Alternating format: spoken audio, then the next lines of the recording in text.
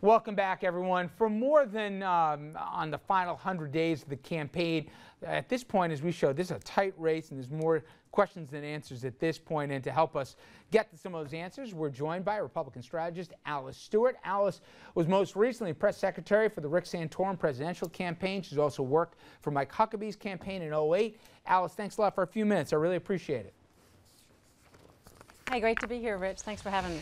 You too, and I think part of you, while you might miss the juice of being on the trail, you got to at least like that you're not living out of a suitcase, right? I like getting a little sleep, a little exercise, and being able to eat sitting down with plates and actual silverware. It's kind of a nice change. But yeah, I do miss the adrenaline rush, and I miss being part of the action. Well, one trip that you probably wish, you're probably thankful you weren't on, was Mitt Romney's recent trip to Europe. He obviously, as we know, what happened in London, talked about Olympic security, didn't go over too well with both the Conservative Prime Minister, Mayor of London. Then he went off to Israel. His comments more than rankled a few people, including most notably the Palestinians. And while he was there, he was sitting shotgun with Michele and today, an aide went blue on reporters in Poland. Let's take a listen. Romney, do you feel that your gaffes have overshadowed your foreign trip? Holy sight for the Polish people. Show some respect. Governor Romney, just show some respect. We haven't had another chance to ask him questions. This is a holy sight for the Polish people. Show some respect. I like that one. Kiss my bleep, show some respect. But anyway, to that one, Alice, we all know, anyone's worked on a campaign or covered it, things get tense, long hours. So no one's going to remember the exchange from the press guy to obviously members of the press covering it. But this was not a good trip. Just how big a disaster was this for the Romney folks?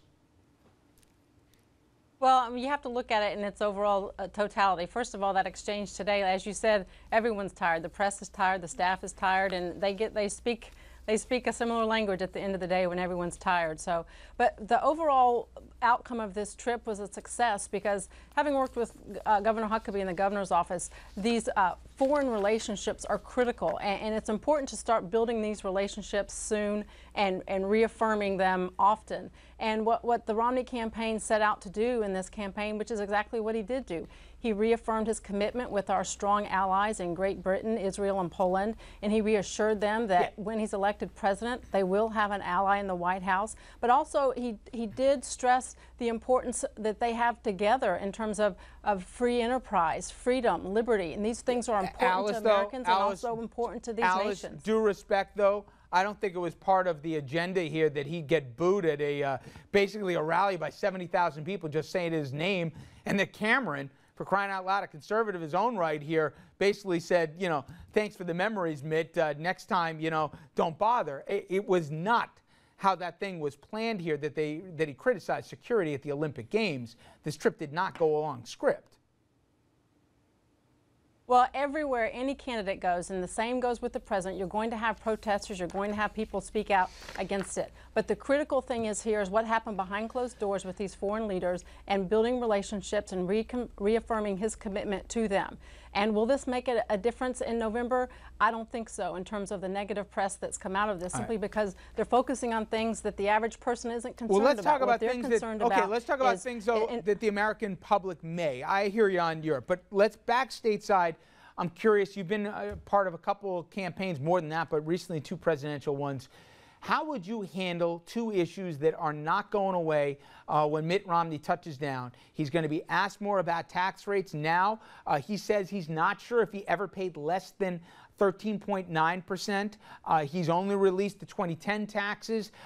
More taxes, he says, may or may not come out before the actual voting. And obviously questions surrounding Bain and the offshoring of jobs. How would you tell him to handle this? Just get this all out in the open, release the returns, or would you say that he should just basically avoid the subject as long as he can? Well, first of all, he hasn't avoided the subject. He has addressed the tax issue. He's produced his income tax returns for the last 2 years and the estimates on this current year. And he's done everything that the law has required him to do in regard to disclosing his tax returns. And this is not an issue that people are concerned with. People are not concerned with the individual returns of a specific candidate. They're looking at who is going to go about creating just an one thing, though, environment Alice. for this Alice, country that will create jobs and turn the economy Alice, though, around. I hear you. But if nobody ever cares about this, why doesn't he get him out there? This is still, and it's conservatives have said this as well here, it looks like he's got something to hide. Nobody cares about 2010. We're talking about the 10 years really prior to that where people wanted to know the numbers, and specifically, most Americans say, hey, listen, if I'm paying 30-something%, I want to know what the guy who's going to be president's paying, and I want to know what he's got either, stuck in some Cayman bank here or in the Swiss account, etc. These questions are going to keep coming up. You know that over the next 90-something days.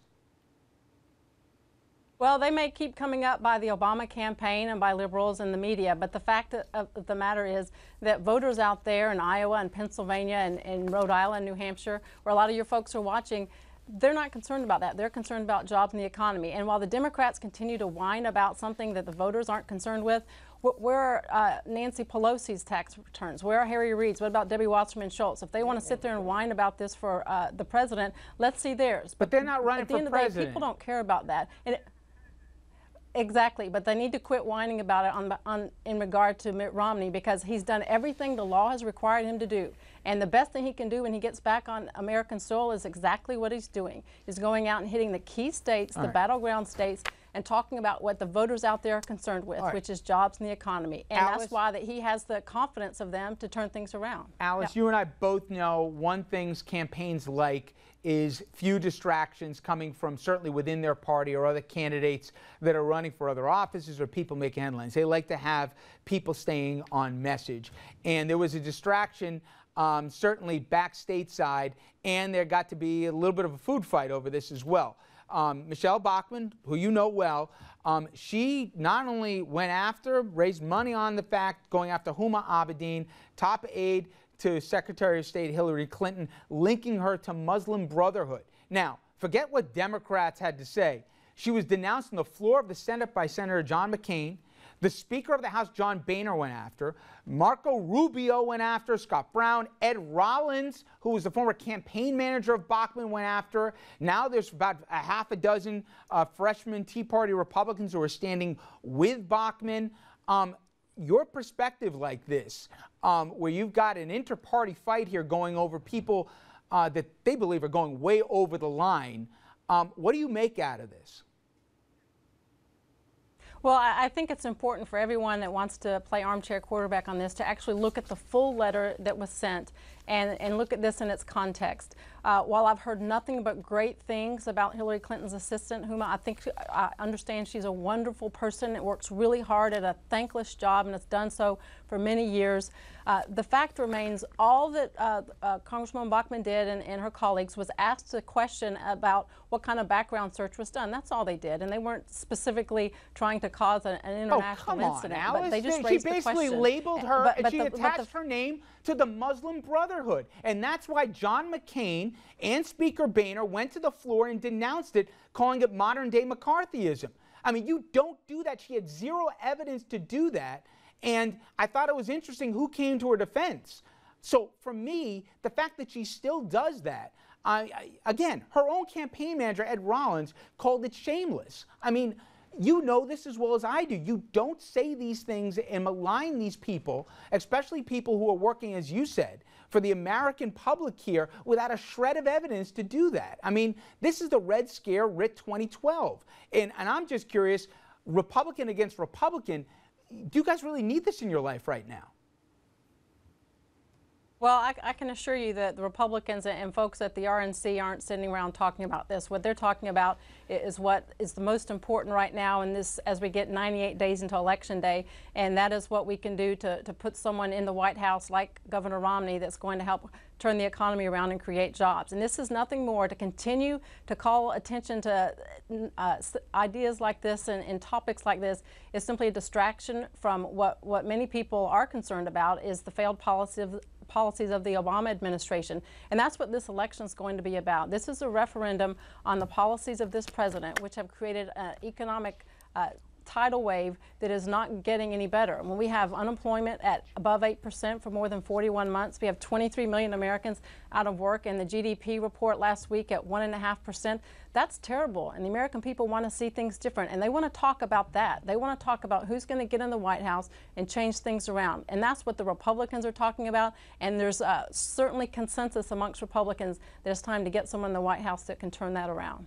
Alice, again, Bachmann's going to have a role at the convention, and she put out another press release on this today. So again, it's not the liberal elite media, whatever, that's putting out. She's putting this out, and no less than a half a dozen Republicans came out in support of her comments, while at the same end, the Speaker and leaders in both the Senate and some of the party fathers of the Republican Party are denouncing this. This was not a created topic coming from the left or the media, for that matter. This came out of the GOP, and this is a food fight within the party. And a lot of people are saying between the lines that they've had it here with the Tea Party, kind of taking people off message when, like you, they believe the best way for Republicans to win is to talk about the economy. These distractions, you're telling me you're not concerned about these things being just that, a distraction? Well, as I said, Michele Bachmann's not listening to me, and I can assure you the best way to make a situation like this go away is to stop digging it up. And if she wants to continue to add fuel to the fire, then that's her fight she needs to fight. But the fact remains that what Republicans are talking about here in Washington, D.C. is how we can all join together, fiscal conservatives, social conservatives, national security conservatives, and help elect Mitt Romney as president, because they understand that he's the one that has the answers that people across this country and your viewers tonight are concerned with, and that's creating jobs and turning the economy around, and also, most importantly, repealing and replacing Obamacare, which is first and foremost also on his list of things to do the minute he gets in the White House. And I'll let that be the last word. Alice Stewart, thank you very much. I appreciate a few minutes. Thanks, Rich. Have a great night. You too. Okay, guys, listen, Alice doing her job and doing it well. But for me, we didn't even get into the fact that Chris Shays, who we've had here as a guest, who's running, and it doesn't look too optimistic for him. Nope. He's going to lose the Senate primary, barring a huge surprise in Connecticut. But Andrew, you've got two other Republicans right now saying they don't feel that they have a place at the party, like Shays has said repeatedly. It seems that there is a frustration from longtime conservative Republicans who are just feeling that the wing, the fringe here, they've had it, that is not only dictating message, but could cost them what they believe is a real chance to win both House and Senate and White House this time, because, with all due respect to Alice, they keep taking them off message with crazy stuff like the Homa Abedin story. Well, I think there are a lot of Republicans who are wondering when the Tea Party wave is going to be over so that they can get back to being more establishment Republicans. I'm sure there are just as many Tea Partiers who absolutely don't want that to happen, but it is making things difficult in some areas for Republicans. And it might be a canary in the coal mine, TJ, but we had a Republican today who's retiring saying he doesn't, there's no place. La Tourette, saying he doesn't believe that there's a place anymore for him in the party, and that the big tent basically is closed up around him. Well, you know, Reagan's big tent. Well, you know, well, you know, we have, in terms of tent, are we talking color? Are we talking, you know, I mean, are we talking about social issues? Well, you know, look, the government is evil no matter what. I don't know if no, a huge government is evil. Okay, well, you know what? They're not making that distinction, by the way. But here's the thing. You know, we're talking about a fringe. That fringe led an absolute avalanche against the president. I don't know if the term fringe is necessarily the operative word anymore. And you know, and I tell you, the last time that Boehner went you know what on them when they almost shut down the government, and he said from now on no more. It's what they were elected to do. It's what they were elected to do. I don't think that additionally, was a mandate, the last time that a wussy non-tough guy ran for something, he got his butt kicked by Barack Obama. John McCain was out there running a wishy-washy, wimpy. I don't know. You said that. Yeah. You do. I don't think of all people comparing Mitt Romney as a tough guy compared to John McCain with their bios. I'm not comparing the men. I don't think so.